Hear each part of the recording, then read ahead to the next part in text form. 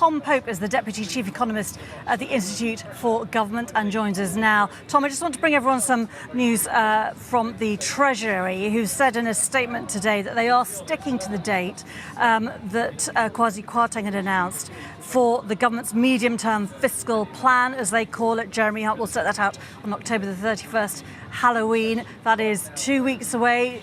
Is it credible for them to wait that long?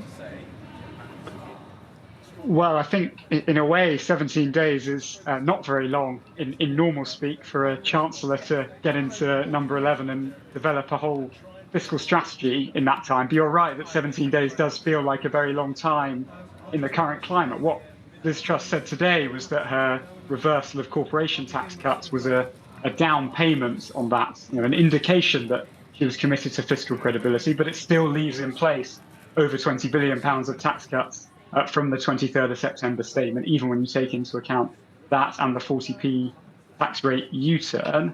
And as she indicated in her statement today, there's likely to need to be some spending cuts in there as well if her plans are to fit with what the new fiscal rules are likely to be, which is requiring debt to fall in the medium term. I think it's hard to say at this point whether we can wait that long. What I would say is it does feel like quite a long time. And the Prime Minister did say in the House of Commons that there wouldn't be spending cuts. And of course, the thing that people are very concerned about is managing inflation, how high interest rates are going to go up, mortgage rates, all these costs that affect everyday spending. The government has got to get a grip on that and get clear messages out fast, hasn't it?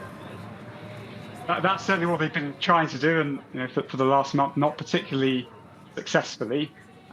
The increases in interest rates are a combination of global factors that would have happened anyway, but there is undoubtedly a UK-specific component linked to what the markets see as the incredibility of the government's fiscal strategy.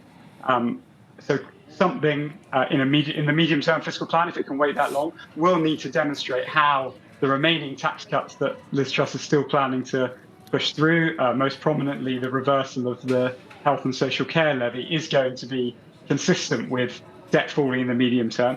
I think a big challenge there is going to be that if it does require spending cuts, it's really not very clear where those spending cuts can come, given that public services are already struggling in the wake of the pandemic, many of them dealing with backlogs due to the interruption in their service during the pandemic, and indeed they entered the pandemic, many of them not in a very strong position as well after 10 years of tight spending settlements. So really, I think if we were coming to this and we weren't in the broader economic position we were in, we'd be asking, can we find more money for public services rather than taking that money away?